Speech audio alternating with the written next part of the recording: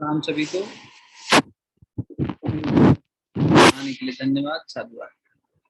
हम लोग गायत्री महामंत्र और गुरु मंत्र से हमेशा की तरह ही सत्संग का प्रारंभ करेंगे और कबीरदास जी की जीवन का जो लीला प्रसंग चल रही है उसको आगे बढ़ाते हुए संकीर्तन और स्वाध्याय के माध्यम से आज कबीरदास जी की चेतना में स्नान करने का प्रयास करें। सबसे पहले गायत्री महामंत्र के लिए प्रार्थना, शरीर को स्थिर कर लें, दोनों हाथ गोद में रखें, नेत्र को कोमलता से बंद कर लें और भाव करें कि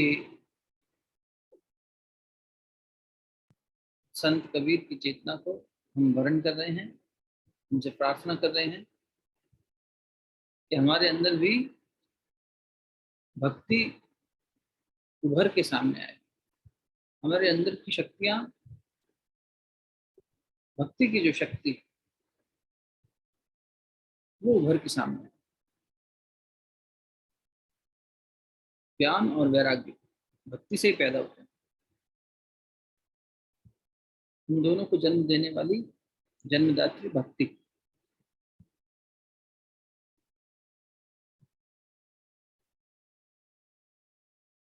और भक्त की ऊंचाई क्या होती है अपने चरित्र से प्रमाणित करते संत कबीर, भक्त कबीर, दास कबीर। आइए उनका ध्यान करते हुए गायत्री महामंत्र और गुरु मंत्र के माध्यम से अपनी श्रद्धा उनको अर्पित करते हैं और उनकी चेतना का वर्णन करते हैं।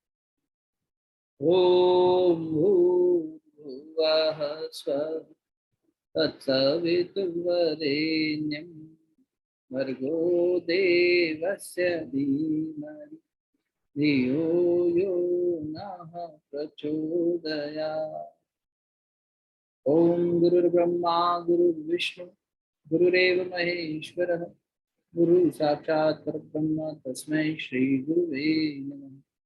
अखण्डमण्डलाकारं व्याप्तं येन चराचरं तत्पदं दर्शितं येन तस्मै श्री गुरुवे नमः।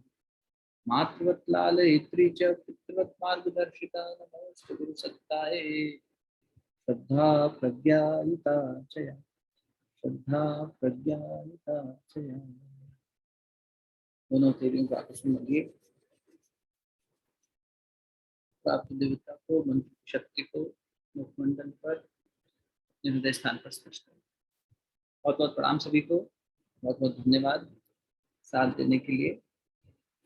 हम लोग संत कबीर के जीवन से एक लीला प्रसंग को लेकर चल रहे हैं, जो कि मुख्य रूप से जो लोग शुरू से साथ जुड़े हैं उन्हें पता चल रहा होगा। अब तक क्रमबद्ध तरीके से हम देख रहे हैं कि संत कबीर एक जुलाहे के रूप में अपना जीविकोपार्जन करते थे और वो इतना ही करते थे कि बस आज मेरे परिवार का जो पेट भरने के लिए मेरे लिए आवश्यक है उसकी व्यवस्था बनेगी तो ठीक है, नहीं बनेगी तो उसकी भी अपेक्षा नहीं रखते थे, क्योंकि भक्त हैं तो किसी प्रकार की अपेक्षा है ही नहीं, न भगवान से, न जीवन से, न संसार से तो बिल्कुल ही नहीं है।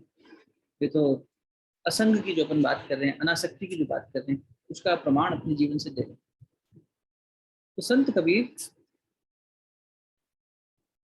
बाजार गए हैं सूत काट कर, और वहां पर जो सूत उन्होंने बाजार में दिया उससे उन्हें कुछ वापस मिला नहीं मोल, और वो अपना भजन करने के लिए जंगल में चले गए। ये प्रसंग चल रहा था और उसके साथ सीख भी चल रही थी। तो रिकैप कर रहे हैं थोड़ा सा। और संत कबीर जो है जंगल में बैठकर कीर्तन कर रहे हैं, इसलिए भगवान ने लीला रची और भगवान जुलाहे का रूप धर के आ गए, सॉरी केशव बंजारे का रूप धर के आ गए। और भगवान ने ये किया कि खूब सारा राशन पानी सब कबीरदास जी के घर में लाकर रख दिया। कबीरदास जी की माँ मना करती रही, तब भी केशव बंजारा बनकर भगवान ने खूब सारा रसोई का सामान ला के रख दिया और उसके बाद चले भी गए। इधर संत कबीर को जब ये खबर हुई, उनको भेजा गया बुलाने के लिए। दो चार गए लोग उन्हें बुलाने, ढूंढने, जंगल में जो मिले उन्हें पूरा प्रसंग बताया कि देखो तुम्हारे घर तो इतने ये धान की बोरियां लग गई हैं, इतना सब अनाज आ गया है, राशन पानी आ गया है, तुम यहाँ क्या करते हो? तुम्हें तो बहुत बढ़िया, आज लगता है कहीं पे जाके किसी मोटे सेठ के यहाँ अपना धान बेचा है। कबीर विस्मय में कि क्या हुआ, और वापस लौटे। कबीरदास जी ने जब भगवान की लीला देखी तो उनके मन में भगवान की कृपा के लिए सम्मान भी आया, और साथ ही साथ इस बात का दुख भी हुआ कि हमारे लिए भगवान को ये लीला रचनी पड़ी। और ऐसा सोचते ही, कल यहाँ हमने पड़ाव लिया था, वो बात वहीं पे पूरी करते हैं। ऐसा सोचते ही संत कबीर ने क्या निर्णय लिया कि अब हम सूत नहीं काटेंगे, आज से सूत काटना बंद। क्योंकि दियो छोड़ तानो बानो, उन्होंने ताना बाना बुनना छोड़ दिया कि मेरी वजह से, मेरा ये ताने बाने की वजह से इतना जंजाल हुआ, ना मैं सूत काटता, ना मैं ये लेके जाता बाजार में, और ना ही ये सब भगवान को करना पड़ता। मेरे सुख के लिए भगवान को इतना सब करना पड़ा, ये मुझे बर्दाश्त नहीं। ऐसा करने के बाद उन्होंने प्रण ले लिया कि मैं अब ये ताना बाना नहीं करूंगा। और जो वहां पर तथाकथित ब्राह्मण थे, बनारस के पंडित थे, उन्होंने रोष व्यक्त किया। उनके मन में इस बात का रोष आ गया कि ये कैसे इसने कर दिया संत कबीर ने। कबीर को नीचे दिखाने के लिए उन्होंने पूरी योजना रचनी शुरू कर दी। अब उसी प्रसंग को थोड़ा सा आगे बढ़ाते, फिर आज का भजन भी लेंगे, कुछ प्रश्न भी आए हुए हैं वो भी लेंगे, और इस तरह से सत्संग को आगे बढ़ाएंगे। पहले इस प्रसंग को थोड़ा आगे बढ़ाते हैं, हुआ क्या।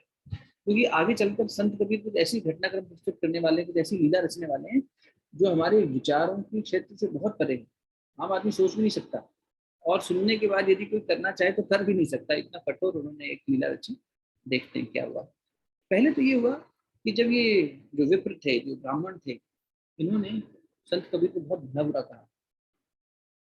और आपको ये भी पता है, कल ये बात हुई थी कि कबीरदास जी ने सोचा कि भगवान ने नहले पे दहला, भगवान ने हमारे के लिए इतना ये सब कर दिया है, समझ गए भगवान की लीला, ये केशव बंजारा और कोई नहीं, भगवान कृष्ण सुताए थे। तो उन्होंने तुरंत सारा का सारा धान दान देना शुरू कर दिया। बोला मुनादी करवा दो कि कबीर आज दान दे रहे हैं, सब दान देंगे, भगवान के नाम पर हम सब बांट देंगे। और उन्होंने शूद्रों के बीच में, गरीबों के बीच में बांट दिया। तब जाति व्यवस्था भी, ये सब भी बहुत था। तो इसलिए देखो, ये तो हर चीज इतनी कैलकुलेटिव और इतना सही समझ से होती है भक्त के जीवन की। तो उन्होंने दान भी किसको दिया, जो बहुत ही रोगी थे या शूद्र थे या अछूत थे, इन लोगों को दान देना शुरू कर दिया।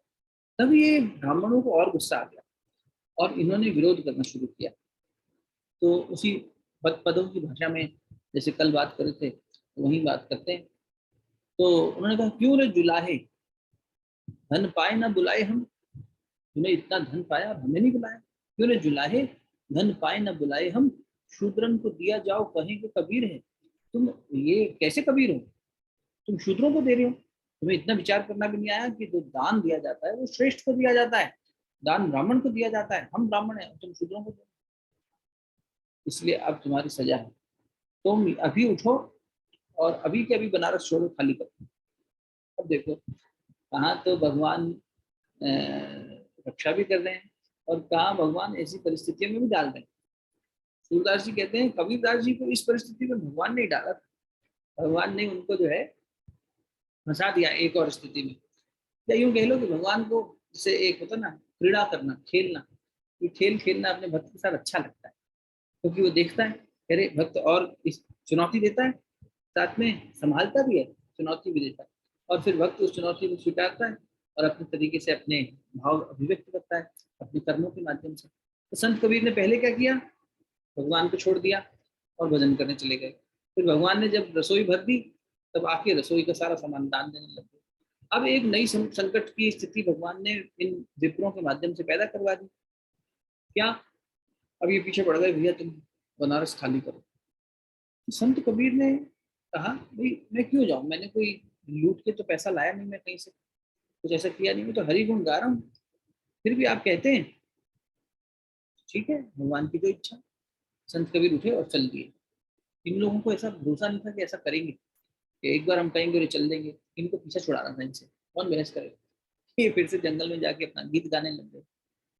इस बार भगवान फिर चक्कर में पड़ गए, कह रहे इसने तो फिर मेरे ऊपर छोड़ दिया सब कुछ, अब मुझे कुछ करना पड़ेगा। तो भगवान ने फिर से भेष बनाया। सोच सकते हैं किसका भेष बनाया होगा इस बार। पिछली बार तो भगवान केशव बंजारा बन के आ गए थे, इस बार भगवान क्या बन के आए होंगे। संत कबीर तो चले गए भजन करने, पीछे ये ब्राह्मण यहाँ शोर मचा रहे हैं। घर वाले उनके वो भी भजन करने बैठ गए, बोले तुम्हें जो शोर मचाना है मचाओ भैया। हम जैसे कहते हैं ना, कभी अपन भगवान बुद्ध के ऊपर जब सत्संग कर रहे थे कि बुद्ध के जीवन में ऐसी घटनाएं जहाँ भगवान बुद्ध को कोई अपशब्द कह रहा है, उन पर क्रोध कर रहा है, यहाँ तक कि एक दो घटनाएं तो ऐसी भी पढ़ी हमने जहाँ कह दिया गया कि भगवान के ऊपर थूक तक दिया, तब भी तथागत तस से मस नहीं हुए, बिल्कुल शांत बैठ रहे, कुछ उन्होंने ऐसा प्रतिक्रिया नहीं दी। तो पूरा परिवार भी बैठ गया। और कबीर बोले मैं यहाँ बैठा रहूंगा तो बहस चलती रहेगी, मैं भगवान का भजन भी नहीं कर पाऊंगा।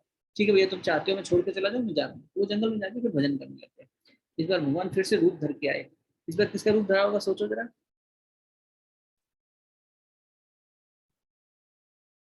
क्या लगता है भगवान किसका रूप लेकर आएंगे? पिछली बार तो केशव बंजारा बन के आ गए, इस बार क्या बन के आए होंगे?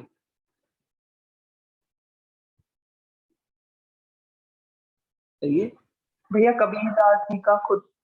हाँ मुझे ध्यान है, पहले अपन ने चर्चा करी है इस प्रसंग पे। तो वंदना ने बताया कि खुद कबीर बन के आ गए भगवान।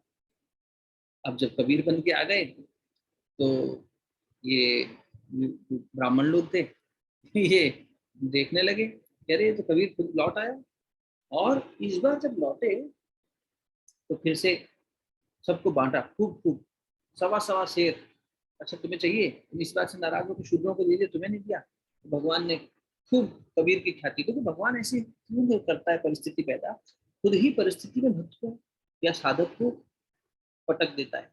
गुरु अपने शिष्य को, आपको याद होगा हम लोगों ने जब सत्संग किया था समाधि के सोपान नामक पुस्तक का, जिसमें अपनी समाधि के in the hours of meditation, उस समाधि की गहराई में या ध्यान की गहराई में जो फ्लेमिंग जब जब भी कुछ देखते थे, अनुभूति करते थे, उसको डायरी के रूप में लिख देते थे। और स्वामी विवेकानंद के डायरेक्ट डिसाइपल थे। तो वो ये उन्होंने एक जगह, मुझे बहुत अच्छे से याद आता है, हमने पढ़ा था कि आज ध्यान की गहराई में भीतर बैठे गुरु ने मुझसे संवाद किया और गुरुदेव ने कहा कि मैं तुम्हें तपते हुए मरुस्थल में बार बार पटक देता हूँ। देखो परीक्षा ले रहे हैं। और फिर आगे उसमें उन्होंने ये भी कहा कि जो निर्दयता दिखाई दे रही है भगवान की या कठोरता दिखाई दे रही है गुरु की, इसके पीछे का उद्देश्य क्या है और इसके पीछे का विश्वास क्या है। कहते हैं मैं तुम्हें देखता हूँ क्योंकि मुझे तुम पर विश्वास है कि तुम कुछ ना कुछ करके रास्ता निकालोगे, इस मरुस्थल से, तपते हुए मरुस्थल से बाहर निकलने का रास्ता ढूंढोगे। और मैं तुम्हें निहारता भी रहता हूँ, शक्ति भी देता रहता हूँ, दिशा भी देता रहता हूँ, प्रेरणा भी देता रहता हूँ। ऐसे ही भगवान ही संकट में भी डाल रहे हैं, भगवान ही संकट से निकलने के भीतर से शक्ति भी प्रदान कर रहे हैं, प्रेरणा भी प्रदान कर रहे हैं। तो कबीरदास जी को संकट में भी डाला। कबीर ने कहा ठीक है, अब आपने संकट दिया है, आप ही समाधान देंगे, हमें तो संकट लग ही नहीं रहा। हमारे लिए तो सहज स्थिति है, हम तो इसलिए पीछा छुड़ा रहे हैं हम यहाँ मिला के कि भैया इनसे पीछा छूटे और हम हरि भजन करें। ऐसा नहीं है कि इनसे पीछा छुड़ा के मुंह छुपा के फिर रहे हैं कहीं पे या भागते फिर रहे हैं, भगवान का भजन गा रहे हैं। तो भगवान आए कबीर बन के और सबको खूब खूब बांटा। सारे ये ब्राह्मण लोग जो अभी तक लालच के मारे अपराधी थे, लालची थे, तो इसीलिए इतना मुंह खोल रहे थे। जैसे ही मुंह में ठूस दिया भगवान ने, ये ले देखो, ये माया चाहिए, ये अन्न अनाज चाहिए, ये पैसा चाहिए, ये ले। सवा सवा शेर लेके घी और ये सब अनाज और पैसा मुद्रिका सब ले जाओ। तो कबीर की ख्याति फैल गई, कबीर की प्रसिद्धि फैल गई कि अरे कबीर जैसा दानी नहीं, इतना मिला। और उसके बाद उसने इतना बड़ा बड़ा के बांट दिया, कबीर की और ख्याति फैल गई। इससे सिकंदर लोधी को भी परेशानी हुई, इससे उन ब्राह्मणों को भी थोड़ी सी तकलीफ हुई। हालांकि मिला था कबीर से इस, लेकिन फिर भी पीठ पीछे जाके बुराई करते थे। ऐसा नहीं कि सारे ही बुरे थे, कुछ अच्छे संत भी थे, उन लोगों ने भी अपना रोल प्ले किया। उन्होंने भी देखा कि क्या लीला हो रही है, इसे समझना चाहिए। वो जल्दी से बहे नहीं कि चलो दान मिल रहा है कबीर के यहाँ से, कबीर के बारे में कोई राय बना ले। उनकी राय यही थी कि कबीर एक सच्चे संत हैं, एक बहुत ऊंची चेतना की स्थिति में है और इनके अंदर से भगवान बोलता है। उतना सम्मान उनका करने वाले अच्छे ब्राह्मण लोग भी थे, लेकिन वो अल्पसंख्यक थे इसलिए बेचारे ज्यादा बोलते थे। ये लोग बार बार सिकंदर लोधी की जय जय करते और बिके हुए थे, नाम के ब्राह्मण थे। तो इन लोगों ने पीठ पीछे जाके फिर से बुराई करी और इनको अपच सा हो गया कि तो कबीर की इतनी प्रसिद्धि फैल गई, हमारे हमने जो ये किया उसके ऊपर दबाव डाला, उससे उल्टा हमें नुकसान हो गया। तो अब कबीर को जब ये बात पता लगी, संत कबीर फिर परेशान हुए। यहाँ सीख है हमारे लिए। संत कबीर किस बात से परेशान हुए? उनकी प्रशंसा हुई इसीलिए परेशान।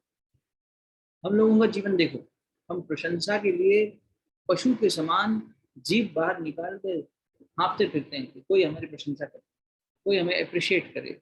और कोई अप्रिशिएट करता है तो हमें बड़ा अच्छा लगता है, और कोई हमें अगर नहीं अप्रिशिएट करता या नहीं रिकॉग्नाइज करता, इग्नोर करता है, तो हमें दुख होता है। ये हम सबकी सच्चाई है, आपकी हमारी सबकी। हमें कोई अच्छा कहेगा तो हमें अच्छा लगेगा, हमें कोई नहीं कुछ कहेगा तो हम डिसअपॉइंट हो जाएंगे, हर्ट हो जाएंगे, इग्नोर्ड फील करेंगे। ये सूचक है कि हमारे अंदर देहा शक्ति है, देहाभिमान है, मैंपन है ना, ये शरीर मेरा है, ये नाम मेरा है, और इस शरीर से जुड़ी हुई जितनी भी फैकल्टीज है, जितनी भी हमारी ये हैं उपाधियां, उतना ही हमारे अंदर आसक्ति है। गहराई से हम पकड़े हुए हैं अपने आप को, और इसीलिए हम आत्मा से दूर हैं। नाम में, लोकेशना में, वित्तेषणा में, पैसा मिल जाए, ख्याति मिल जाए, हम उसी में फंसे हुए हैं। हम गायत्री महामंत्र में जो स्तुति गाते हैं ना, स्तुता माया वर्ता वेद माता पुष्टम पावमानी द्विजना, हे द्विज यानी नया जन्म देने वाली माँ, आयु प्राणम प्रजम पशु कीर्तिम द्रविणम ब्रह्मवर्चस्म। हम ब्रह्मवर्चस्व की चिंता ही नहीं करते, हम कहते हैं आयु दे दो, प्राण दे दो, प्रजा दे दो, पशु दे दो, कीर्ति दे दो, द्रविड़ दे दो, पैसा दे दो, नाम दे दो, ख्याति दे दो। इसी में फंसे रहते हैं, इससे आगे नहीं जाते।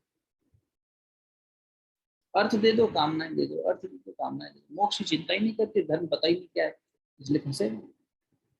संत कबीर, भक्त अपना धर्म जानता है, भक्त को पता है कि मुझे कहाँ खड़े रहना है, और ये सब जो लुभाने की चीजें दिखाई दे रही है संसार की, ये सब आसक्तियों से मुझे खुद को अलग रखना है और परमात्मा से जुड़े रहना है। परमात्मा खुद भी अगर ये बार बार हमारे सामने प्रस्तुत करे तो हमें छोड़ देना है। और इसमें भी सबसे ज्यादा जो पकड़ती है चीज वो है प्रसिद्धि, लोकेशना। गुरुदेव कहा करते थे 3 प्रकार की ऐषणा है, पुत्रेषणा, वित्तेषणा और लोकेशना। संतान प्राप्ति की इच्छा, पैसा प्राप्ति की इच्छा और नाम कमाने की इच्छा। और इन तीनों में से बेटा जो तीसरी वाली है ना, सबसे खतरनाक है, नाम कमाने की इच्छा। आदमी को संतान की इच्छा भी एक बार को समाप्त हो जाती है, पैसे की इच्छा से भी वो उपराम हो जाता है, लेकिन नाम, ख्याति, लोग मुझे जाने, मेरे मरने के बाद भी जनाजे में साथ आए और मेरी फोटो लगे, पुतला लगे, उस पर माला चढ़े, उस पर अगरबत्ती चले, ये इच्छा लेकर इंसान जीवन भर इस तृष्णा के पीछे भागता रहता है। क्या बोलते हैं इसको? लोकेशना। तो ये ऐषणा ऐसी है जो मनुष्य को मारती रहती है बार बार। और ये नाम क्या है? इसी शरीर से जुड़ा हुआ है, ये आसक्ति है। प्रसिद्धि, चैतन्य महाप्रभु जी ने इसी प्रसिद्धि को शूकर विष्ठा कहा है। शूकर विष्ठा मतलब सुअर की टट्टी। और हम लोग ऐसे घोटन दास हैं, ऐसे अठन्नी चवन्नी दास हैं कि हमें ये सुअर की टट्टी बहुत पसंद है। शब्द ही यही है, शूकर विष्ठा। सुअर का मल हमें इतना प्यारा है कि हम चाहते हैं कि लोटा भर भर के, बाल्टी भर भर के हमें प्रसिद्धि मिले। जब जितना मिल जाए उतनी कम है। हम क्या बटोर रहे हैं? देखो हमारी चाह क्या है? जड़ बटोरने की चाह है, माया को बटोरने की चाह है, असत को बटोरने की चाह है। तो हम कहाँ से, हमारा ओरिएंटेशन ही गलत हो गया, दिशा ही गलत हो गई। हमारी चाहते ही सिर्फ ये बटोरने की, इससे सम्मान मिल जाए, इससे नाम मिल जाए, इससे पैसा मिल जाए, इससे सुख मिल जाए, संसार का ये सारा वैभव मिल जाए, इस तरीके की तो हमारी चिंतन है। हाँ, हम झुटलाते हैं इस बात को कह के, नहीं नहीं हम तो बड़े सिंपल हैं, हम तो बड़ा सादगी वाला जीवन जीते हैं, देखो हम तो 2 जोड़ी कपड़े में अपना निर्वाहन करते हैं। इसमें भी हम प्रशंसा चाहते हैं। जो अच्छा कर रहे हैं अगर, तो वो भी इसलिए कर रहे हैं कि इसकी प्रशंसा हो जाए, 2 लोग हमें कहें वाह वाह वाह, आप बड़ी सादगी से, आप बड़ा अच्छा करते हैं। ये इच्छा, ये कामना रखना शूकर विष्ठा है। इसलिए भक्त इसे हमेशा त्यागने की कोशिश करता है, हमेशा त्याग। किसी भी भक्त को देख लो, उसने ख्याति के लिए, प्रशंसा के लिए, अपने समाज में मेरा एकदम ग्लोरीफाइड इमेज बने, ऐसा कुछ नहीं। विवेकानंद कहाँ अपनी कोई इच्छा रखी? कहाँ कोई ऐसी बात थी कि मेरी प्रसिद्धि हो? कुछ प्रसिद्धि गुरु के तप ने करवा दी। खुद के भीतर के चरित्र को उन्होंने ध्यान रखा, बाकी काम गुरु की शक्ति ने कर दिया। ये तो चरित्रवान तो थे, इस सपने में भी पर नारी को कभी किसी अलग रूप में नहीं देखा, माँ और बहन के रूप में ही देखा। तो इसलिए जब sisters and brothers of America कहा तो लोगों को स्पर्श किया उतनी गहराई तक। लेकिन उसके पीछे विस्फोटक शक्ति गुरु ने डाल दी, इसका चरित्र था, चलो इसके माध्यम से कर डाला। तो कबीर का चरित्र क्या है? कबीर जी ने एक ऐसा विस्फोटक काम कर डाला, उन्होंने कहा अब ये तो भगवान ने गड़बड़ कर दी, हमें इतना मल दे दिया, इतनी शुकर विष्ठा दे दी, अब इससे छुटकारा कैसे पाएं? तो कबीर ने स्वांग रचा, ढोंग रचा।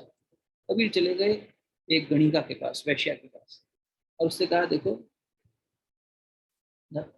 धान तो था ही घर पे, ये सब लीला चल रही थी, कुछ तो था ही, तो उसको कमिट करके ये कर लिया, कन्विंस कि मैं तुझे ये दूंगा जो तेरी इच्छा है, तू मेरे लिए एक काम कर। क्या? तू मेरे साथ चल, हम बाजार में नृत्य करेंगे, चलेगी?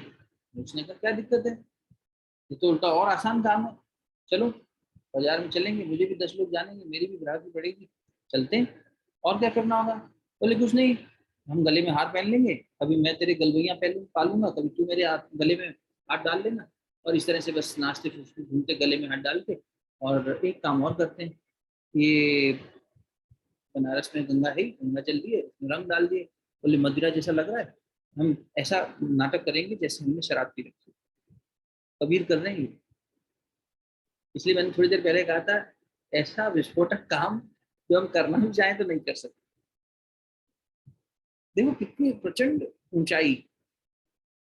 तो कबीरदास जी ने उस वैश्या के साथ में नाचते गाते हुए सड़कों पर झूमना शुरू कर दिया, शराबी का स्वांग करने लगे, और ये सब करते करते उनके भीतर का ये वैराग्य शक्ति थी जो काम करवा दी।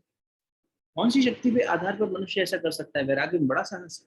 ये वैराग्य शक्ति थी जो कबीर से ऐसा करवा दी। बात को यहाँ समझना, वैराग्य शक्ति जब उजागर हुई तो संत कबीर ने ऐसी लीला रची, क्योंकि उन्हें उस प्रसिद्धि से पीछा छुड़ाना था। उस असक्त का जो वेग था, अनासक्ति का जो वेग था, उससे वो संग को काटना था। तो समाज में हमारी बुराई हो जाए, हमें नहीं चाहिए प्रसिद्धि। उस बुराई करवाने के लिए उन्होंने अपने खुद कराने के लिए ये सब किया। जो अच्छे संत थे ना, जो जानते थे कबीर क्या कर रहे हैं, उन्होंने आंखें बंद कर ली भय के मारे। क्यों? अरे बुद्धि, मेरी मोटी बुद्धि कहीं इस लीला को देखकर भ्रमित ना हो जाए। संसारिक लोग तो भ्रमित होने लगे, अरे कबीर को क्या हो गया, इसके पास पैसा क्या आया, ये मदिरा पान करने लगा, वैश्या के घर जाने लगा, ये तो पद भ्रष्ट हो गया। तो हमारे जैसे मोटी बुद्धि के लोग तो ये देखकर हा हा हा हा नाचने लगे कि देखो कबीर का पतन हो गया। और जो सच्चे संत थे, जो श्रद्धा रखते थे और जो जानकारी रखते थे आध्यात्मिक लीलाओं की, उन्होंने कहा भैया आंख बंद कर लो, हम ना देखेंगे ना इसका विश्लेषण करेंगे, हमारी बुद्धि भ्रमित ना हो जाए। तो भीतर में वैराग्य शक्ति के को शांत करने के लिए करुणा की शक्ति जागृत हुई। ध्यान रखना, कहीं लिख लेना मन में या कहीं किताब में, जब जीवन में वैराग्य और करुणा जागृत हो, करुणा शक्ति ज्यादा बड़ी शक्ति है। ये अलग अलग शक्तियां, दैवीय शक्तियां, ये भगवान की अंतरंग माया, एक बहिरंग माया अविद्या और एक अंतरंग माया। तो भगवान की अंतरंग माया जिसे हम विद्या कहते हैं, और जो बहिरंग है वो अविद्या हो गई। तो अंतरंग माया जिससे भगवान खुद को ढकते हैं, अविद्या से जीवात्मा ढकी जाती है। हमने अज्ञान का पर्दा ओढ़ लिया, भगवान ने ज्ञान का पर्दा ओढ़ लिया, है दोनों ही पर्दे माया के। हमारा पर्दा मोटा है, जैसे ऐसे पर्दे लगते हैं ना आजकल जिसमें सूरज की रोशनी ना आ सके, डार्क एकदम ब्लाइंड कर देते हैं कर्टन्स के, तो उसमें से रोशनी नहीं आ रही हमारी, तो हमारा तो हम तो अंधे हो गए माया से। भगवान का ये है कि साधक जब इस माया को हटा भी देगा तो भी एक झीना सा पर्दा भगवान की अंतरंग माया का, विद्या का बना रहता है, फिर बाद में वो भी डिजॉल्व हो जाता है। तो भगवान ने खुद को उससे ढका हुआ, जीवात्मा के ऊपर ये अज्ञान की माया, इसका पर्दा आ गया। अब ये भगवान की शक्तियां हैं, ऐश्वर्य की शक्ति, करुणा की शक्ति, वैराग्य की शक्ति। तो जब भगवान ने देखा कि कबीर के वैराग्य की शक्ति ने इतना उफान मारा और इससे संसार दिग्भ्रमित भी हो सकता है कोई सोचे अरे संत कबीर ऐसा कर सकते तो हम भी कर सकते हैं। तो इस दृष्टि से ये लोक व्यवहार की दृष्टि से इस लीला को रोकना होगा। तो भगवान ने अपनी करुणा शक्ति को कहा, कबीर के भीतर की करुणा शक्ति जागृत हो गई और उन्होंने अपने लीला को वहां विराम देना के बारे में सोचा। कबीर के मन में भाव उठा, कहते ठीक है यहाँ तक जितना करना था कर दिया, अब करुणा की शक्ति ने प्रेरणा दी और आगे का विचार था। क्या हुआ और क्या किया अभी समझते हैं। इसका एक समकक्ष उदाहरण और समझो। बड़ी प्रसिद्ध घटना है भगवान कृष्ण की बाल लीलाओं में से, कि भगवान कृष्ण जो है वो एक बार इतना नटखटपना किए कि यशोदा मैया ने दुखी होकर या यूं कह लो कि एकदम रोष में आकर कहा आज मैं तुझे बांध दूंगी, ऐसा बांधूंगी कि तू कहीं से बच के न निकल सके। तो उन्होंने एक रस्सी उठाई और एक खंबे के साथ में जहाँ पर वो बैठकर गिलोती थी अपना माखन, वहीं पे उसको बांध दिया। और जब बांधने लगी तो अंत में रस्सी छोटी पड़ गई। कितनी छोटी पड़ी थी? माँ यशोदा जब बांधने गई तो रस्सी कितनी छोटी पड़ी थी? 3 उंगली। नहीं नहीं, 2 उंगल, 2 ही उंगल छोटी पड़ी, न 3 न 1, 2 ही उंगल छोटी पड़ी थी। और वो 2 उंगल का भी रहस्य चैतन्य महाप्रभु ने खोला। महाप्रभु जी कहते हैं भगवान की वैसे 2 ही उंगल छोटी क्यों पड़ी? ये 2 उंगल वही है, एक जीव की माया अविद्या और एक भगवान की माया विद्या। विद्या और अविद्या, इतनी दूरी है हमारी और भगवान के बीच में। बाकी हम चाहें तो भगवान को तुरंत बांध सकते हैं, भक्त भगवान को बांध लेता है ना। भक्त वही है जो इस माया के पर्दे से परे चला गया। कबीर इस माया के पर्दे से परे है, तो इसलिए बांध लिया भगवान को, भगवान को आना पड़ा। प्रहलाद परे हैं इससे, इसलिए खंबे से निकल के आना पड़ा। मीरा इससे परे है तो आना पड़ा। तुलसी इससे परे है, तुलसीदास को अकबर ने जब बंदी गृह में डाल दिया तो भगवान ने हनुमान जी को आदेश दिया, बंदरों को भेजो, वानर सेना भेजो अपनी, और तुलसी को फ्री करवाओ, वहां से कारागृह से मुक्त कराओ। कहते हैं इतने बंदर इकट्ठे हो गए कि अकबर को परेशान कर डाला, पूरा उसका सब काम काज चौपट करके इसको छुड़वाया। जब तुलसीदास जी को छोड़ा गया तब जाके बंदर वहां से गए। हजारों की संख्या में 10,000 बंदर इकट्ठे होके पूरे साम्राज्य को परेशान करने लगे। तो ये भगवान करता है तब अपने भक्त के लिए। लेकिन वो भक्त कौन है? जो इन 2 उंगल का रहस्य समझ जाए। हम तो इसी में बंधे हुए हैं, इसलिए भगवान हमसे नहीं बंधते। हम भगवान को कहाँ बांध पाते हैं? हमारे लिए भगवान आएगा क्या? नहीं आएगा, क्षमा करो। इतना ही आएगा, ठीक है भाई इसकी समस्या है, समाधान कर दो, हो गया। इतनी तो उसने हमें बुद्धि दे दी, हम खुद ही कर लेते हैं। कभी आत्मशक्ति दे देता है, कभी बल दे देता है थोड़ा बहुत, ठीक है हो गया। हमें लगता है कि हमने बहुत बड़ी कोई काम किया होगा, भगवान हमसे प्रसन्न हो गए, भगवान ने हम पे कृपा कर दी। अरे कृपा इसे कहते हैं जो इन संतों के जीवन में, इन भक्तों के जीवन में देखने को मिली। ये कृपा थोड़ी है कि हमारा कहीं जो है अठन्नी फंस गई थी तो उसको भगवान ने चारा ने हमारे वापस दिलवा दिए, और कहीं हमारी जिंदगी में कोई परेशानी आ गई थी तो हमारा बदनामी से हमें बचा लिया, हमारा घर टूट रहा था उसे बचा लिया। ये सब नहीं, ये सब तो अपने प्रारब्ध है, अपने कर्म में होता जाता रहता है बस। ये तो बीज है, उससे फल आया, फिर फल से बीज बना, ये क्रम चल रहा है सृष्टि का। इसमें भगवान हस्तक्षेप थोड़ी कर रहा है। जीवात्मा के अपने कर्म फल ही उससे काम करवा रहे हैं, प्रारब्ध ही उसे आगे बढ़ा रहे हैं, उस हिसाब से कर रहा है। जितना विवेक मिला उस हिसाब से आगे बढ़ रहा है, और उस विवेक को बढ़ाने के लिए जितनी साधना करता है उतना और जागृति आ जाती है। इसमें भगवान कोई खेल नहीं खेलता। खेल तो यहाँ हो रहा है, किसी द्रौपदी का चीर बचाने में हो रहा है। किसी के घर, जैसे परसों आपसे निवेदन कर रहे थे कि वो जाके झाड़ू पोछा करने लगे, इसे भगवान कर रहे हैं लीलाएं। तो संत कबीर के उसको इस तरह से भी देख सकते हो कि भगवान को जब बांधने लगी यशोदा मैया, तो एक शक्ति तो है भगवान की ऐश्वर्य शक्ति, ये अंतरंग माया है, और एक शक्ति है माँ के वात्सल्य की, गोपियों के प्रेम की शक्ति। वात्सल्य प्रेम एक ही बात है। तो ऐश्वर्य की शक्ति ने जोर लगाया, हम भगवान को बंधने नहीं देख सकते। लेकिन जब प्रेम की शक्ति ने जोर लगाया तो ऐश्वर्य की शक्ति शांत हो गई और भगवान बंध गए। जब गोपियों ने प्रेम से कहा कान्हा बस, आगे कहना ही नहीं पड़ा, तुरंत वो रस्सी जो अभी तक छोटी पड़ रही थी पूरी बैठ गई। अरे ये क्या चमत्कार हो गया, एकदम ये सोचे अभी तक तुमने इसको खींच खींच के लंबा कर दी थी, अब कैसे ये जो छोटी रस्सी थी पूरी बन गई। खैर उन्हें लगा कि मेरा ही कहीं रस्सी फंस गई होगी, बंदा फंस गया होगा। बांधा और सोचा कि मैंने कान्हा को बांध लिया। किसके आधार पर बांधा? वात्सल्य के आधार, प्रेम के आधार। यहाँ भगवान ने संत कबीर के जीवन में जब ये घटना घटित हो रही थी तो उनके अंदर करुणा की शक्ति को प्रेरित कर दिया। अब करुणा की शक्ति को प्रेरित किया, संत कबीर ने अंदर से अपनी लीला तुरंत बदल डाली। देखो अभी तक जो अपयश जैसी घटना घट रही थी उसी में यश पैदा हो गया। क्या? संत कबीर काशी नरेश के द्वार तक पहुंच गए थे ये घटना होते होते, क्योंकि वो चाह रहे थे कि सबको, राजा से लेकर और प्रजा तक, सबको ये लग जाए कि मैं अब मेरी बदनामी हो जाए, और फिर मैं शांति से बैठकर, जब बदनामी हो जाएगी शांति से बैठेंगे, फिर हमें कोई परेशान नहीं करेगा। अभी अगर आपको लगता हो कि ये कोई बहुत पुरानी घटना है, अभी घटना ले लो। ठाकुर रामकृष्ण परमहंस के एक शिष्य थे Girish Chandra Ghosh, God lived with them का जब हमने सत्संग किया था तब उसमें वो घटना आई थी। गिरीश चंद्र घोष नाटक अपनी एकेडमी चलाते थे, थिएटर चलाते थे। तो उस थिएटर में वो रंगमंच पे काम भी करते थे, पटकथा भी लिखते थे और उस पर नाट्य भी करते थे। तो ठाकुर को उनका नाटक करना, उनका ये कला पे पकड़ जो थी वो बड़ी अच्छी लगती थी। ठाकुर कभी कभी उनका ये रंगमंच पे देखने जाते थे, देखिए इतना अच्छा आज गिरीश कर रहेगा। वो गिरीश को बहुत प्रेम करते थे। तो गिरीश चंद्र घोष ने एक दिन शराबी का रोल किया, एक बार राक्षस का रोल किया तो बड़े खुश हुए, देखो नरेंद्र ये कितना अच्छा करता है, देखो तुम लोग सब, ये ऐसा लगता है सच में राक्षस बन गया है।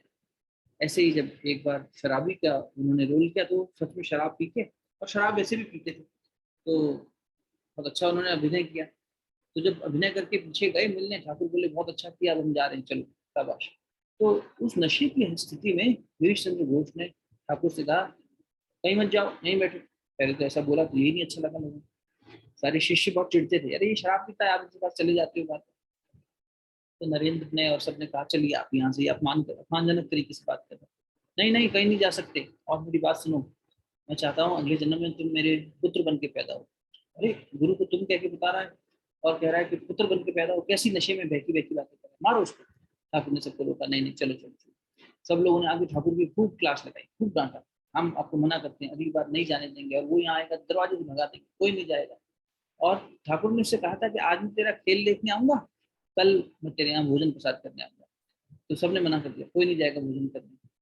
अगले दिन सुबह जब नशा टूटा तो गिरीश चंद्र घोष बड़े दुखी, रो रहे थे बेचारे, दीनता की स्थिति में कि अब तो ठाकुर मेरी कभी शक्ल भी नहीं देखेंगे, काश मेरे हाथ का भोजन जो मैं बनाता उनको भोग लगा पाता। उधर वहां बैठक चल रही है, पूरा कोर्ट कचहरी बैठा दी सबने, ठाकुर रामकृष्ण परमहंस को सब भला बुरा कह रहे हैं, कोई जरूरत नहीं है उसके पास जाने की, दया दिखाने की, कुछ करने की, आएगा तो भगा देंगे। तो नाग महाशय भी वहीं खड़े थे, वो गृहस्थ डिसाइपल थे, उन्होंने एक छोटी सी बात ठाकुर से कही। ठाकुर ने उनकी तरफ देखा, आप कहो ये लड़के तो मुझे मना करते, छोटे छोटे बालक ही तो थे सब, 17-18 साल से लेके 25 साल तक, ये सब बालक तो मुझे मना कर रहे हैं, मुझे क्या करना चाहिए आप बताइए, लीला कर रहे हैं। तो बोले मैं क्या बताऊं, लेकिन मुझे ऐसा लगता है कि परमात्मा ने जिसको जो दिया है वो परमात्मा को वही अर्पित करेगा। एक सांप को अगर भगवान को कुछ अर्पित करना होगा तो अपना बेस्ट तो उसका जहर ही है, वो जहर ही तो चढ़ाएगा। अब जहर चढ़ेगा तो दूसरों को अजीब लगेगा। ठाकुर खूब खिलखिला के हंसे, ताली पीटे, बोले चलो मैं उसके यहाँ जाऊँ।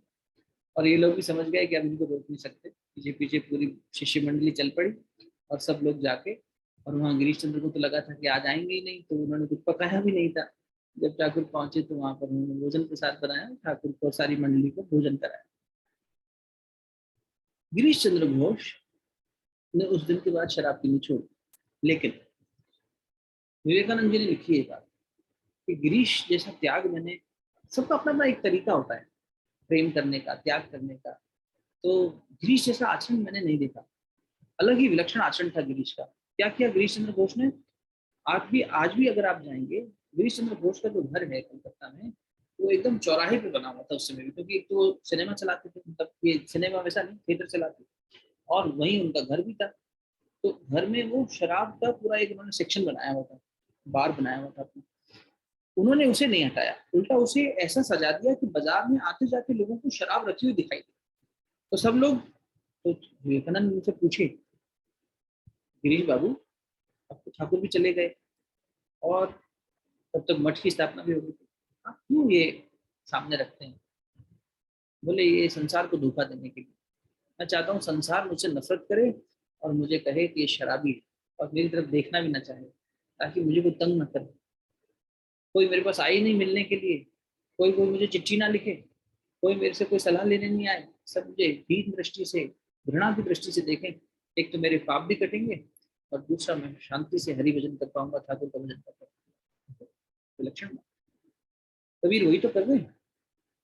तो कबीर ये करते करते काशी नरेश के स्थान तक पहुंच गए। सिकंदर लोधी भी था जो आक्रमण करता था बार बार, काशी नरेश का भी वहां पर था स्थापना।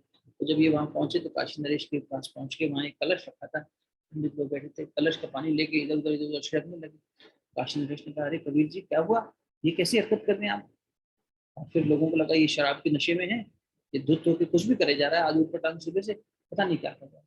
तो जब काशी नरेश ने थोड़ा सा आपत्ति जताते हुए जोर से कहा, तो संत कबीर बोले कि अरे महाराज मैं ऐसे ही कुछ नहीं कर रहा बहकी बहकी बात, मैं जगन्नाथ का पंडा जो है उसको जलने से बचा रहा हूँ। बोले ये क्या बात हुई, हम बैठे हैं बनारस में, आप बात कर रहे हो जगन्नाथ की, जगन्नाथ का पंडा जल रहा है उसको बचा रहा हूँ, सच में लगता है शराब का नशा कर लिया इन्होंने आज। संत कबीर बोले नहीं नहीं नहीं, आप ऐसा मत सोचिए, आप चाहो तो पता करवा लो। और श्री नरेश वहाँ का पंडा आज भोजन बनाते हुए जल रहा था, अगर मैं ये पानी नहीं छिड़कता तो मर जाता। तो फिर खबर भिजवाई गई, घुड़सवार भिजवाए गए, खबर लेकर आए, तब तक कबीर को बंदी बना के रखा गया, ये जो कह रहे हैं सही है कि नहीं। और वो बात सही निकली। वहां पे जगन्नाथपुरी में ये कहा गया कि अरे कबीर आए थे दर्शन करने, इधर पंडा भोजन बना रहा था, गलती से उसका जो है जो ये था धोती, उसमें आग लग गई। तो कबीर थे जिन्होंने तुरंत आकर पानी डाल दिया, नहीं तो बहुत नुकसान हो जाता और उसकी जान को भी खतरा हो। तो कबीर यहाँ थे कि वहां थे, एक ही समय पे दो जगह कैसे थे कबीर, ये जानकर अब ये करुणा की शक्ति थी। फिर से कबीर की एक तरह से सात्विक प्रसिद्धि होने लगी। वो प्रसिद्धि देखो तामसिक प्रसिद्धि थी। तामसिक इसलिए थी या राजसिक कह सकते हो कुछ हद तक, कि जहाँ कोई दान दे रहा है तो दान देने वाला तो भाई राजा है, तो राजसिक प्रसिद्धि हुई ना एक तरह। प्रसिद्धि हो भी तो आध्यात्मिक यानी चेतना की स्थिति की होनी चाहिए, चैतन्यता की प्रसिद्धि होनी चाहिए। इस बात की नहीं कि किसने कितना दान दिया, किसने कितना समय दिया, इस बात का क्या ख्याति। ये तो मतलब ये यहाँ भी कंपटीशन हो जाता है ना, हमने भगवान के कार्य में इतना पैसा दिया, इतना अंशदान दिया, हमने इतना समय का दान दिया, हमने जीवन का दान दिया, ये थोड़ी ना हिसाब रखना होता है। ऐसा ये करना गलत है। इंसान इसका भी लेखा जोखा लेके बैठ जाता है, ये दिक्कत हो जाती है। तो वो प्रसिद्धि तो एकदम शुकर वृष्टि जैसी थी, शुकर वृष्टि जैसी। और अब जो भगवान की इच्छा से कबीर समझ गए कि भाई लोक व्यवहार को सही बनाने के लिए हमें लीला बदलनी होगी, और लीला भी बदल दी, उन्होंने काम भी कर दिया। ये संतों की। तो इस तरह से जब हम देखते हैं तो संत कबीर के जीवन में अनेक ऐसे उदाहरण मिलते हैं। आगे क्या होगा, इस तरह से सिकंदर लोधी से लोहा लेंगे तो आने वाले हम सत्संग में देखेंगे। पर आज दो पद के माध्यम से हम लोग सत्संग में संकीर्तन को जोड़ेंगे। एक तो वंदना ने गीत गाया था, घट घट में पंछी बोल, उसको सुनेंगे। ये संत कबीर अपने ही अंदर बैठा हुआ जो पंछी है उसकी ओर संकेत करेंगे। घटघट में पंछी बोलता, आप ही डंडी आप तराजू, आप ही बैठा बोलता, घटघट में पंछी बोलता। बड़ा सुंदर मधुर गाती है वंदना, उसके वाणी में सुनेंगे। और आप आत्मसात करिए, छोटा सा गीत है, छोटा सा कविता है भगवान कबीर जी की, उसको सुनते हुए आत्मा के स्वरूप को समझने का प्रयास कीजिए। और उसके बाद वसुंधरा एक गीत प्रस्तुत करेगी, वो भी संत कबीर का लिखा हुआ बहुत सुंदर गीत है। तो ये दो गीत के माध्यम से फिर हम ध्यान की अवस्था में आगे बढ़ेंगे। तो मैं आप सबसे निवेदन करता हूँ, आप चाहो तो अभी भी नेत्र बंद करके बैठो और पहले वंदना का ये रिकॉर्डेड सॉन्ग है इसको सुनते हैं, और उसके बाद में हम वसुंधरा से प्रार्थना करेंगे वो एक गीत भगवान कबीर का लिखा हुआ प्रस्तुत करेंगे। ठीक है, चलो आवाज एक बार मुझे बता देना, कम करनी होगी या तेज करनी होगी तो मुझे अपडेट कर देना उधर से चैट पे। ठीक है। घट घट में पंछी बोलता, पंछी बोलता, घट घट में पंछी बोलता, पंछी बोलता, आप ही डंडे आप तराजू, आप ही डंडे आप तराजू, आप ही बैठा तौलता, आप ही बैठा तौलता, तौलता, तौलता, घट घट में पंछी बोलता, पंछी बोलता, आप ही माली आप बगीचा, आप ही माली आप बगीचा, आप ही कलियां तोड़ता, आप ही कलियां तोड़ता, तोड़ता, तोड़ता, घट घट में पंछी बोलता, पंछी बोलता, सब में सब पर आप विराजे, सब में सब पर आप विराजे, जड़ चेतना में डोलता, जड़ चेतना में डोलता, डोलता, डोलता, घट घट में पंछी बोलता, पंछी बोलता, कहत कबीर सुनो भाई साधो, कहत कबीर सुनो भाई साधो, मन की कुंडी खोलता,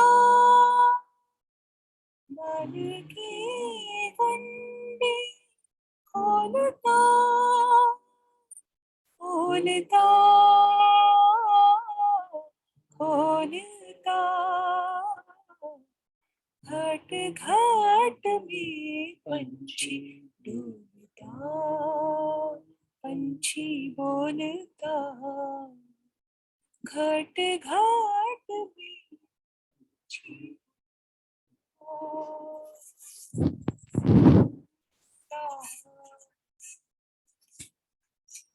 घट घट में पंछी बोलता। कितनी गहरी बात है। हम सबके अंदर वही जो आत्मसत्ता है वही बात करती है। आप ही डंडी, आप ही तराजू, आप ही बैठा तोलता, आप ही माली, आप बगीचा, आप ही कलियां तोड़ता, सब गन वन में सब आप विराजे, जड़ चेतन में डोलता, कहत कबीर सुनो ही साधु, मन की घुंडी खोलता। मन की जो ये बंधन है इसको खोलता कौन? वही पंछी, जो भीतर बैठी हुई आत्मा, वही बोल रही है, वही तोल रही है, वही इसी बगीचे को विस्तार दे रही है, और वही माली के रूप में इसको सींच भी रही है।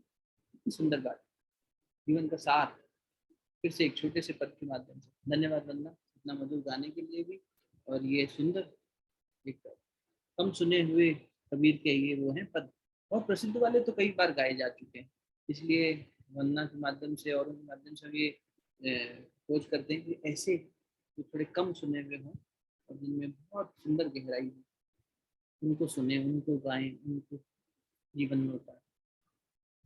वसुंधरा, तू भी एक गीत गाने वाली थी बेटा। हाँ, पर आपके साथ।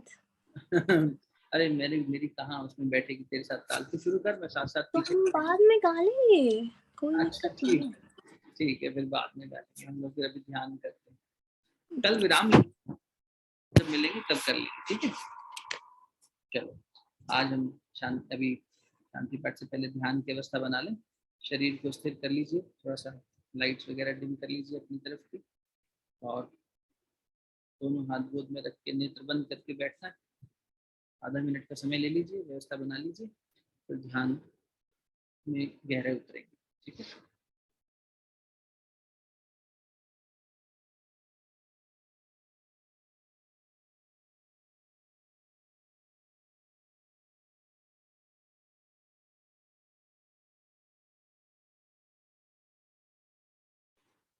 शरीर स्थिर रखेंगे, दोनों हाथ गोद में।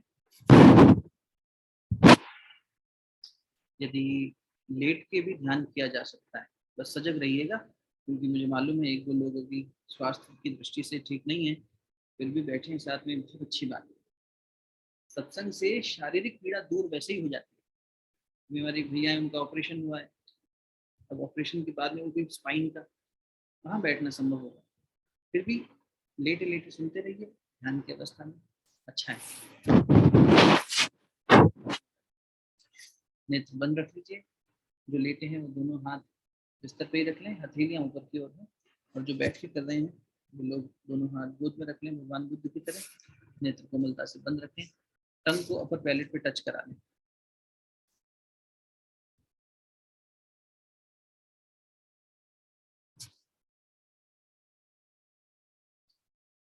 भीतर में वैराग्य शक्ति और करुणा शक्ति दोनों जागृत हो, सूरदास जी को आधार बनाएंगे आज के ध्यान। सूरदास जी का एक पद है, उसको आधार बनाकर ध्यान में गति करेंगे।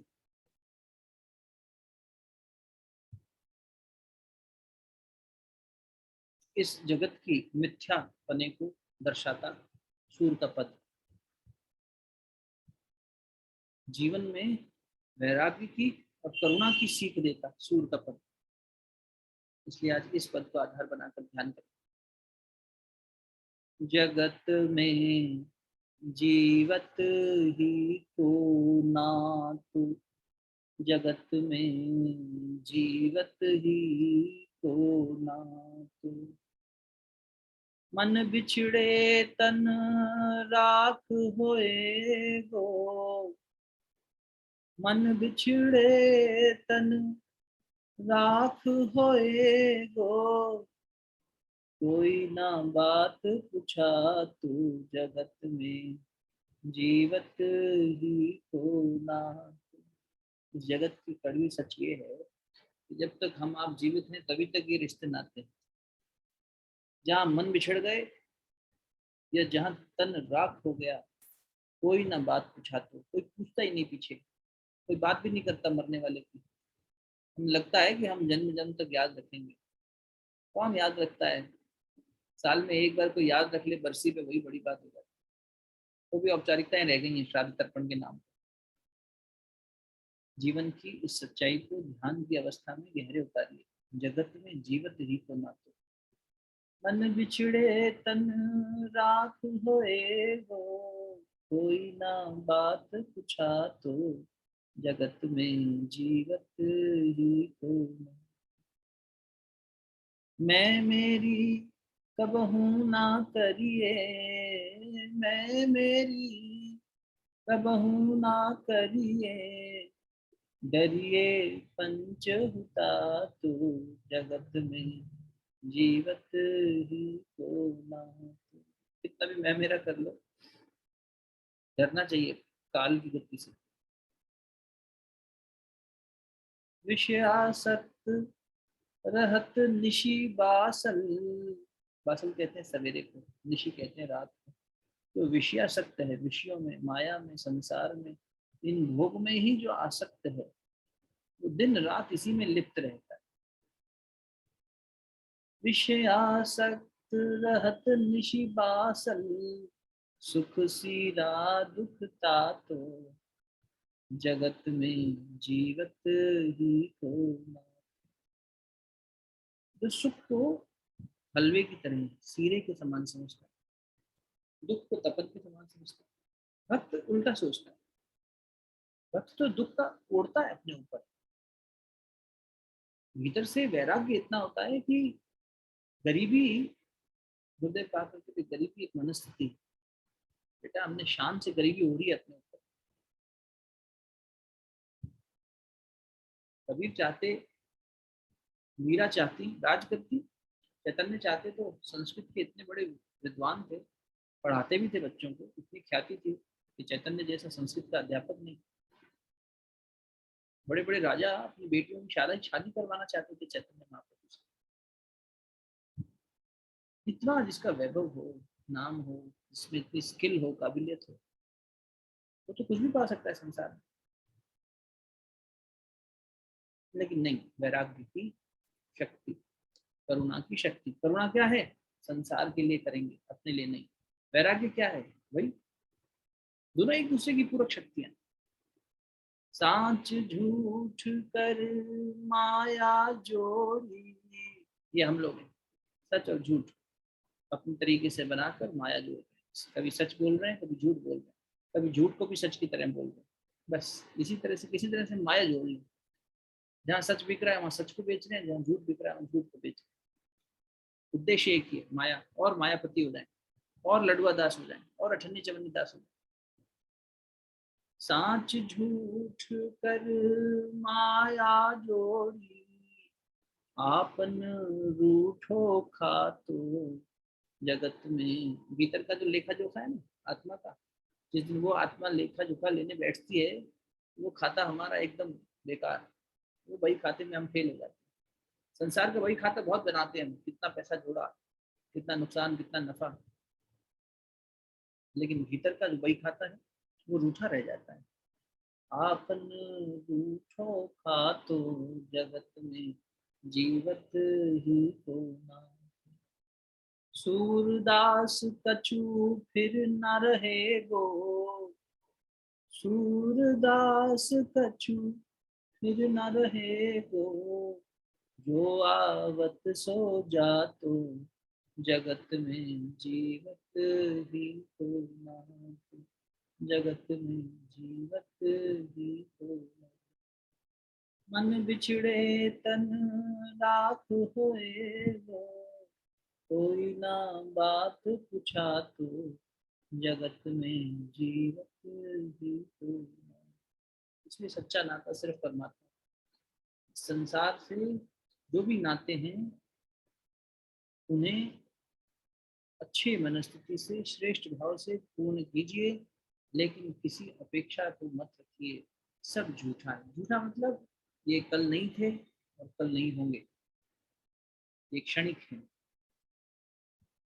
ये इनके लिए हम कर रहे हैं, उनके लिए हम कर रहे हैं। रत्नाकर यही सोच के कर रहा था, पत्नी के लिए कर रहा हूँ, बच्चे के लिए कर रहा हूँ, पिता के लिए कर रहा हूँ। और एक जगह कबीर है जिनके लिए भगवान आ रहे हैं कर रहे हैं। फर्क है।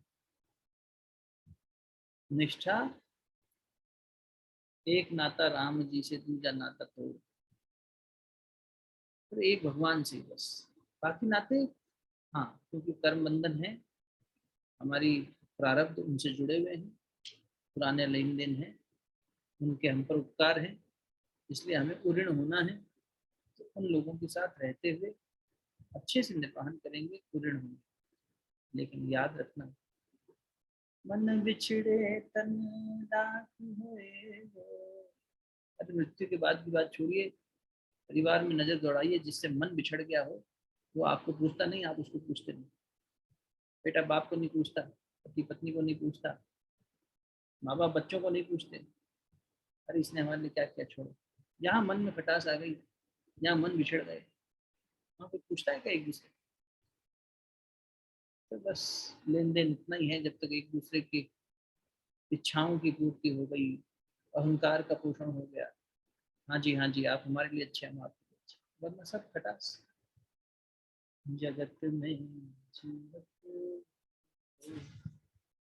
इसलिए राग अगर जोड़ना भी है तो संसार से मत जोड़ना, बीत राग वैराग्य जोड़ना परमात्मा से।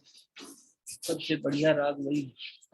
जीवन इतना रागमय हो जाता है भगवान से जुड़कर, जैसे कल बात करते मीरा जी ने कहा, अनुराग पैदा करो जीवन में। अनुराग सुरताल वाला राग नहीं, अनुराग। उसमें भीतर में पीड़ा होती है परमात्मा के लिए, उसकी श्रेष्ठ जीवन को, उनकी श्रेष्ठताओं को जीवन में उतारने की पीड़ा, उनके जैसा बनने की। जब भगवान के दुख को साझा करने की इच्छा पैदा हो, तब समझना कि जगत से विरक्ति पैदा हो। अभी तो हम संसार के दुख, पत्नी का दुख, पति का दुख, बच्चों का दुख, यही देखते हैं। भगवान का दुख देखने लगे जिसमें, और समझने लगे कि इतनी पीड़ा भगवान को क्यों हो रही है, क्या काम आ सकते हैं उससे। जो आएगा उसे जाना है, इस सराय में ठहरना नहीं। गवाओ समय, अहंकार की कुर्सी में मत गवाओ समय। ये मन जितना ठोकर खा के जल्दी मर जाए संसार से, भगवान की तरफ प्रेरित हो। इसलिए पति गाली दे तो पत्नी को कहना चाहिए धन्यवाद, समझ में आ गया कि जीवन आपके साथ में रहते हुए भी आपका साथ नहीं है, गुरु है ना साथ, चलो। बच्चे अपमान करें कोई बात नहीं, भगवान है, भगवान के साथ। भगवान तोड़ रहा है, सब जगह से हटा रहा है, ये तो कृपा हो रही है ना। जीव देख नहीं पा रहा, हम तड़प रहे हैं, माया कोई संजोने नहीं। कांच झूठ कर माया जोड़ी, आपन झूठो खातो। भीतर अंतरात्मा के पास बैठने में जो आनंद है बाहर नहीं है, लेकिन ये अपना अभ्यास गलत बना हुआ है, संस्कार इतने प्रबल है। ये परमात्मा पूर्णिमा की रात्रि पे जो बात हुई थी, संस्कार रूपी शेर गाय बन के घास चले।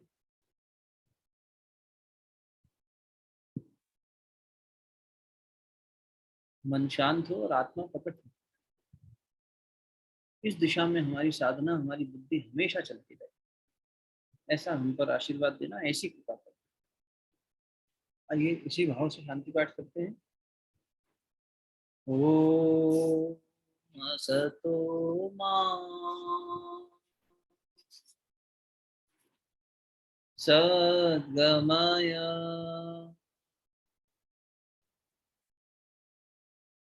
तमसो मा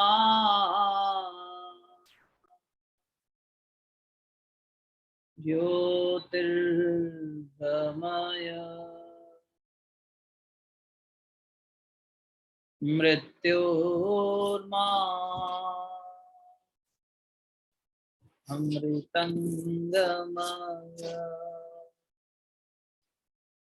ओम शांति शांति शांति।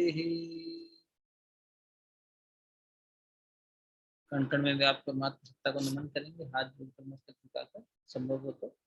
ओम नमोऽस्त्वनन्ताय सहस्रमूर्तये सहस्रपादाक्षिशिरोरुबाहे सहस्रनाम्ने पुरुषाय शाश्वते सहस्रकोटि युगधारिणे नमः। सहस्रकोटि युगधारिणे नमः। दोनों थैलियों को अच्छे से आपस में मिलिए। आप देवता को मंडल पर हृदय स्थान पर स्पर्श करें। नेत्रों को खोल लीजिए। ध्यान रखिएगा, जैसे मैं सूचना डाल भी दूंगा। कल एक दिन का विराम लेंगे, अगला क्रम सोमवार से आगे बढ़ाएंगे। संत कबीरदास जी के जीवन से और प्रेरणाएं प्राप्त करने के लिए कल एक दिन का विराम लेंगे, ठीक है। परसों मिलते हैं, तब तक के लिए बहुत बहुत साधुवाद, बहुत बहुत प्रणाम। जो लोग मुद्रा प्राणायाम वाले कार्यक्रम में हैं, कल सुबह 6 बजे उनसे मुलाकात होगी। तब तक के लिए शुभ रात्रि।